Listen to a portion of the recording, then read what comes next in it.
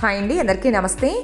ఈరోజు మన ఛానల్లో కందగడ్డతో ఎప్పుడూ చేసుకునే కూరలు వేపుళ్లే కాకుండా 6 నెలల పైనే నిల్వ ఉండే తురుము పచ్చడి కూడా తయారు చేసుకోవచ్చు. నేను చెప్పిన ప్రాసెస్లో ఈ పచ్చడి కనుక మీరు చేసుకున్నట్టయితే కూరతో పని లేకుండా అన్నం మొత్తం దీంతోనే తినేయచ్చు. టేస్ట్ అయితే చాలా బాగుంటుంది. తప్పకుండా ట్రై చేయండి.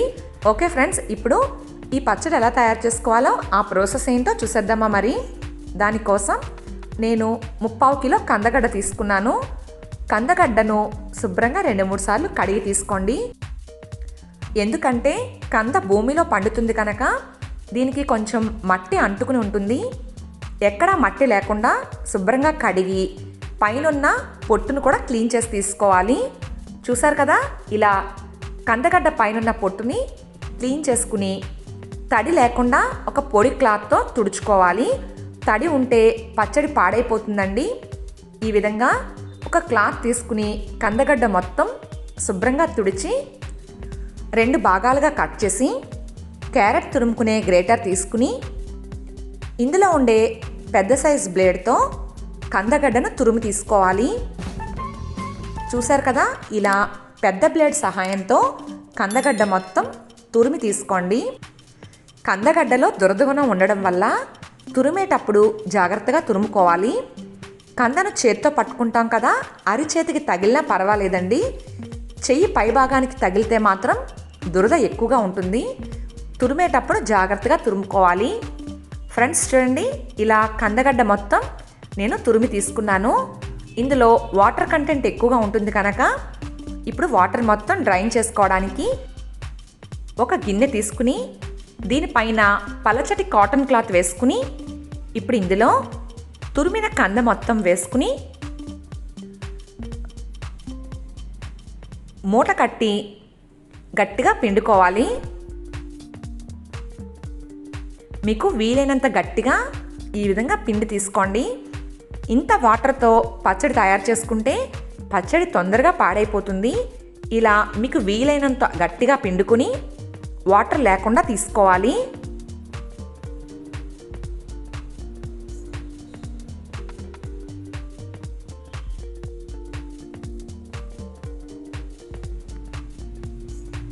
ఇప్పుడు ఇందులో ఇంకా ఏమైనా వాటర్ ఉంటే అది బయటికి రావడానికి ఒక ప్లేట్ తీసుకుని ఈ మూటను ప్లేట్లో పెట్టి దీనిపైన ఏదైనా బరువు పెట్టినట్టయితే ఇందులో ఏమైనా మిగిలిన వాటర్ ఉంటే అది కూడా బయటకు వచ్చేస్తుంది.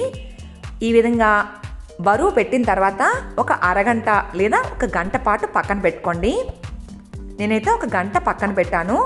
గంట తర్వాత ఇప్పుడు మళ్ళీ ఒక్కసారి మీరు గట్టిగా పిండినట్టయితే ఇందులో ఉన్న మిగిలిన ఎక్సెస్ వాటర్ కూడా బయటకు వచ్చేస్తుంది. ఫ్రెండ్స్ చూసారు కదా, ఇలా మీకు వీలైనంత గట్టిగా పిండుకుని ఇందులో ఉండే ఎక్స్ట్రా వాటర్ మొత్తం డ్రైన్ చేసుకోవాలి. ఫ్రెండ్స్ చూడండి, చాలా వాటర్ అయితే వచ్చేసింది కదా.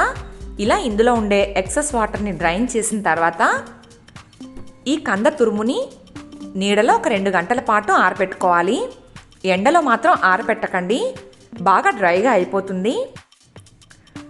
నీడలోనే ఒక కాటన్ క్లాత్ పైన వేసుకుని ఒక 2 గంటల పాటు ఆరబెడితే ఇందులో ఉండే మిగిలిన మాయిశ్చర్ కూడా పోయి చక్కగా ఆరిపోతుంది.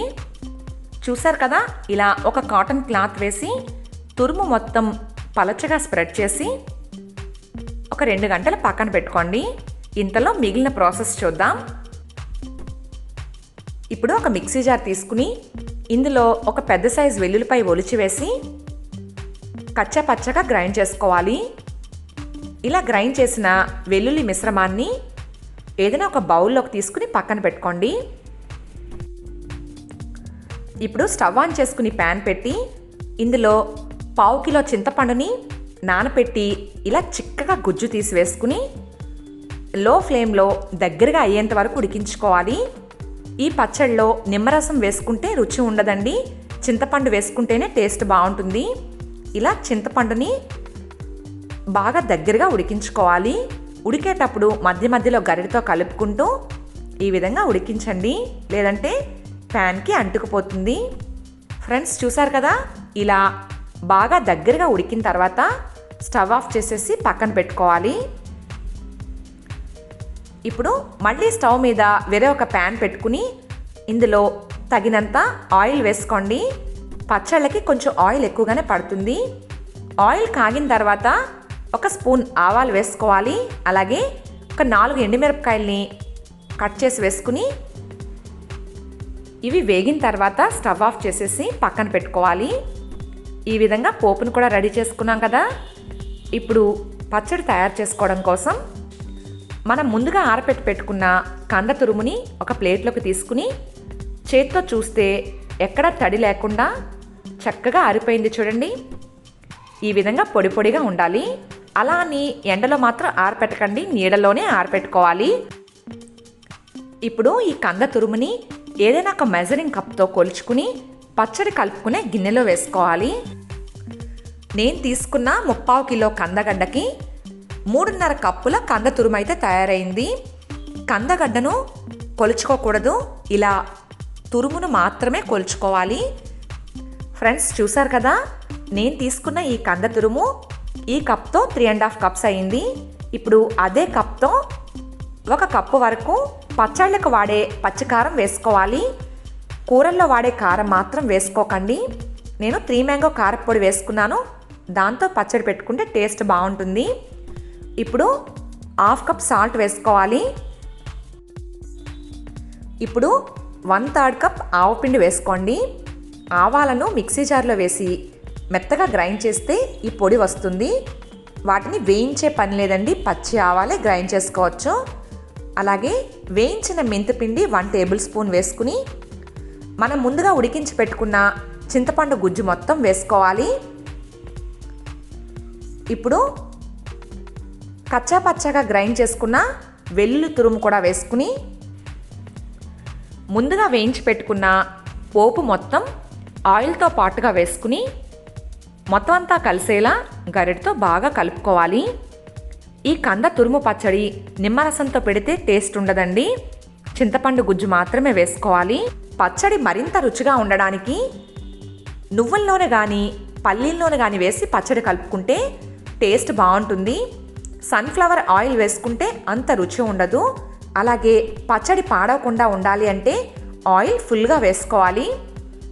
అంతేకాకుండా తడి తగలకుండా కూడా చూసుకోవాలి. ఫ్రెండ్స్ చూడండి, కంద తురుముతో నిల్వ పచ్చడి అయితే రెడీ అయిపోయింది. ఇప్పుడు టేస్ట్ ఒకసారి చెక్ చేసుకుని ఏమైనా తక్కువ అయితే యాడ్ చేసుకోండి. నాకైతే అన్నీ కరెక్ట్గా సరిపోయాయి. ఈ పచ్చడి ఊరాల్సిన పని లేదు, ఇలా కలిపిన వెంటనే తినేయచ్చు. టేస్ట్ అయితే చాలా బాగుంటుంది. ఈ పచ్చడి తడి లేకుండా పొడిగా ఉండే ఒక గాజు సీసాలోకి కానీ లేదా జాడీలోకి కానీ ట్రాన్స్ఫర్ చేసుకుని ఫ్రిడ్జ్లో స్టోర్ చేసుకుంటే సంవత్సరం పాటు నిల్వ ఉంటుంది. అదే బయట పెడితే 6 నెలలైనా పాడవకుండా ఉంటుంది. ఫ్రెండ్స్ చూసారు కదా, కందగడ్డతో ఎప్పుడు చేసుకునే కూరలే కాకుండా నిల్వ పచ్చడి ఎలా తయారు చేసుకోవాలో నేను చెప్పిన ఈ ప్రాసెస్లో మీరు తప్పకుండా ఒకసారి ఈ పచ్చడి తయారు చేసి ఎలా వచ్చిందో మీ విలువైన కామెంట్ని నా కామెంట్ బాక్స్లో తెలియచేయడం మర్చిపోవద్దు. Thanks for watching. Please like, share, comment and subscribe to my channel.